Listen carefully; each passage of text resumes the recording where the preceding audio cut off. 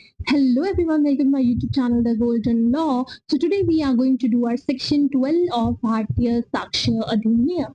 अभी हमारा section 12 क्या कह रहा है? That facts showing existence of state of mind or body or bodily feeling. देखो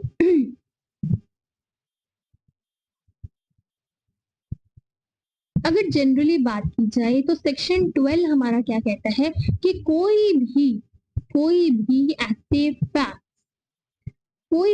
ऐसे फैक्ट जो कि शो करते हैं state of mind, state of body या फिर बॉडीली फीलिंग, वो सारे फैक्ट रिलेवेंट फैक्ट होते हैं. ठीक है जी. अभी स्टेट ऑफ माइंड में क्या आता है?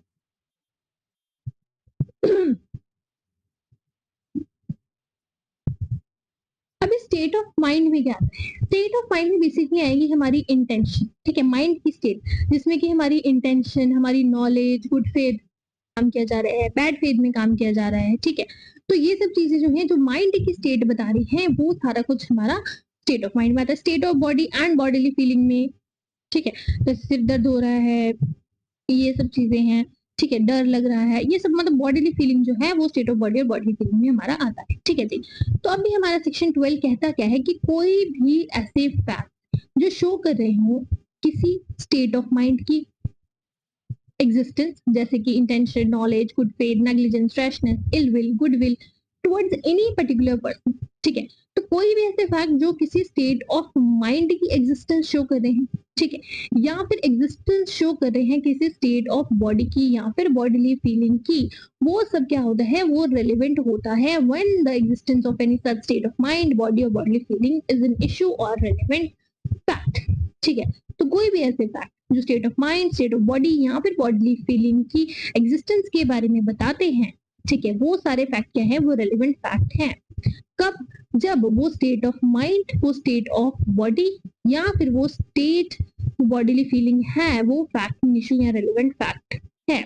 मतलब कि अगर हमारा स्टेट, मान लो एग्जांपल में देती हूँ कि मान लो हमारा फैक्ट इशू है कि क्या जो ए है उसने बी का मर्डर किया, मतलब A had intention to murder B और नॉट. ठीक है, यहाँ पर क्वेश्चन ये है, तो यहाँ पर इंटेंशन जो है ए की, ठीक है, यहाँ पर जो ए की इंटेंशन है वो क्वेश्चन में है, वो हमारा फैक्ट एंड इशू है. तो कोई भी ऐसा फैक्ट जो स्टेट ऑफ माइंड बताए, किसकी स्टेट ऑफ माइंड बताए? ए की बताए. ठीक है, जो ये शो करे कि हाँ स्टेट ऑफ माइंड थी ए का, मान लो ए और बी का जो झगड़ा था, ए और बी की कभी बनती नहीं थी, ए और बी की राइवलरी थी. ठीक है, प्रॉपर्टी को लेके कोई झगड़ा था वगैरह वगैरह, कुछ भी था, मतलब जो भी चीज है वो शो कर रही है कि हाँ ये क्या स्टेट ऑफ माइंड था, ए की इंटेंशन ही थी बी को मारने की, तो वो फैक्ट रेलेवेंट फैक्ट होगा. ठीक है, अभी ए एंड बी जो है, मान लो वो दोनों भाई हैं, ठीक है, और यहाँ पर ए जो है, ए और बी की कभी बनती नहीं है, और ए को है कि अगर मैं बी को मार दूंगा तो उसकी जितनी भी सारी प्रॉपर्टी है वो मेरे हिस्से आ जाएगी, और उसके लिए अब अगर ए बी को मार देता है तो कोई भी ऐसा फैक्ट जो ये स्टेट ऑफ माइंड शो करेगा ए की, वो हमारा रेलेवेंट फैक्ट होगा. ठीक है, क्लियर? ठीक है, एक और एग्जांपल है कि अगर A is accused of murdering B by poisoning his food.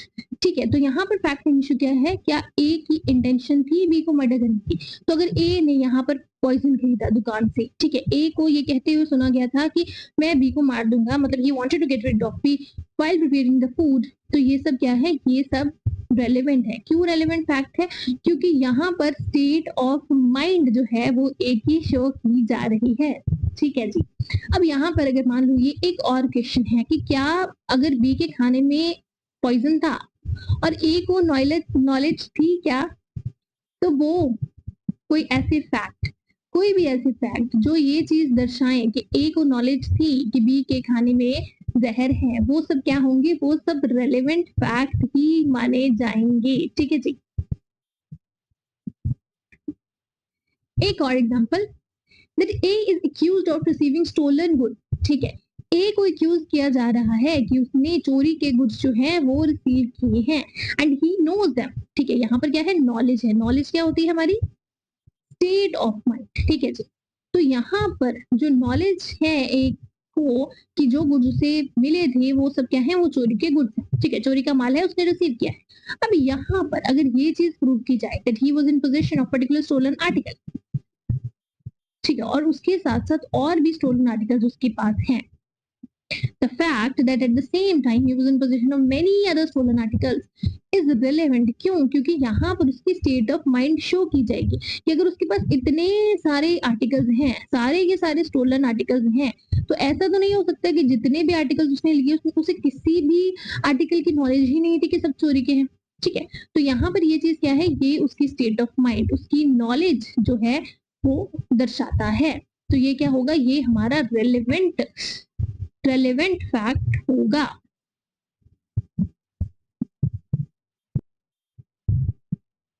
Now is A is accused of defaming B, ठीक है, ए को एक्यूज किया जा रहा है कि उसने बी को डिफेम किया, ठीक है, उसने ऐसे आर्टिकल्स जो हैं वो पब्लिश करवाए जो कि बी की रेपुटेशन को हार्म कर रहे हैं। अब अगर यहाँ पर, ठीक है, तो यहाँ पर क्या है, क्वेश्चन क्या है कि क्या इंटेंशन थी ए की, क्या इंटेंशन थी ए की बी की रेपुटेशन को हार्म करने की।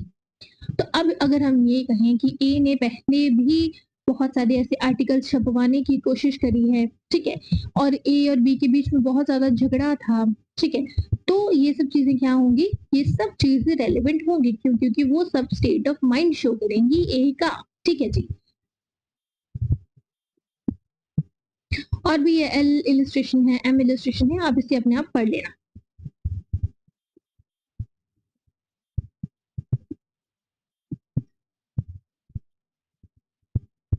ये थे स्टेट ऑफ माइंड, ठीक है, ये सब हो गया हमारा स्टेट ऑफ माइंड का।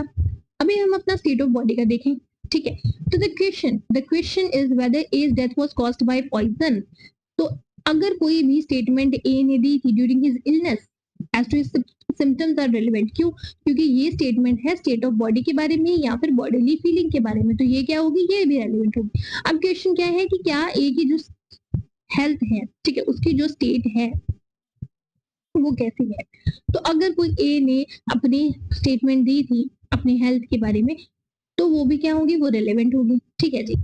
अब हमारे पास दो एक्सप्लेनेशन है। हमारी एक्सप्लेनेशन वन क्या कह रही है, a fact relevant as showing the existence of relevant state of mind must show that the state of mind exist not generally but in reference to particular matter in question, ठीक है। तो explanation one क्या कह रही है कि जहां पर स्टेट ऑफ माइंड की बात की जा रही है ना, तो वो जो स्टेट ऑफ माइंड है वो जनरली एग्जिस्ट नहीं करती होनी चाहिए, ठीक है, वो एग्जिस्ट करती होनी चाहिए for the particular matter in question, ठीक है। कि अगर हम देखो, अगर ए है, ठीक है, उसे एक्यूज किया जाता है फ्रॉड के लिए, तो हम ये नहीं कह सकते हैं कि भैया ये तो था, वो है ही ऐसा पर्सन, वो तो बुरा ही पर्सन है, वो तो फ्रॉड ही है, मतलब ऐसा करके जनरली हम ये चीजें कहेंगे तो वो रेलेवेंट नहीं होगा, ठीक है।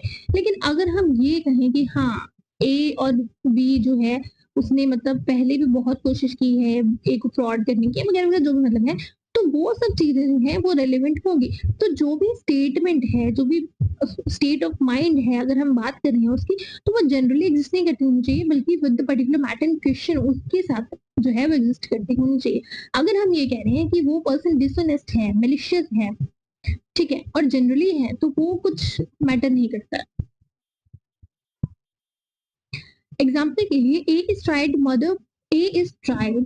For the murder of B by intentionally shooting him dead, ठीक है।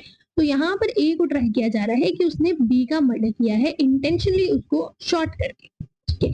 यहाँ पर ये फैक्ट कि और भी ओकेजन्स पे बी ने बी को शूट करने की कोशिश की है ए ने, इट इज रेलेवेंट। अगर हम ये कहें कि ये तो उसकी तो आदत ही है, वो तो लोगों पे गोलियां चलाता फिरता है, तो वो रेलेवेंट नहीं होगा। लेकिन अगर हम ये कहें कि ए ने पहले भी बी को मारने की, बी को शूट करने की कोशिश की है, तो वो रेलेवेंट होगा।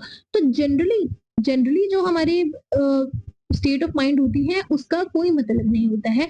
Under section 12 we need the state of mind to be existed in that particular matter, in that particular question, ठीक है जी।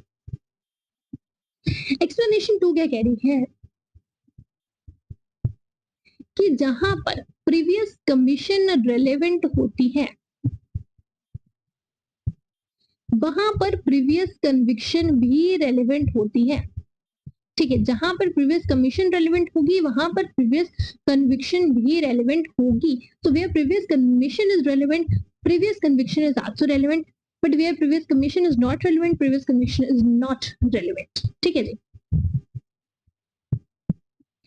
अगर कोई पर्सन ट्रायल पे है, ठीक है, और पास्ट ऑफेंस जो उन्होंने कमिट किए हैं वो रेलेवेंट हैं कुछ इंटेंट शो करने के लिए, नॉलेज शो करने के लिए, पैटर्न शो करने के लिए, ठीक है, तो उसमें उस पर्सन को कन्विक्ट किया गया था नहीं किया गया था वो भी रेलेवेंट होगा। फॉर एग्जाम्पल यहाँ पर क्वेश्चन क्या है कि क्या ए की इंटेंशन थी बी को मारने की, क्या यहाँ पर ए की इंटेंशन थी बी को मारने की, तो ये फैक्ट कि ए ने अपनी बीवी को सेम तरह से पॉइजन देके मारा था, ठीक है, तो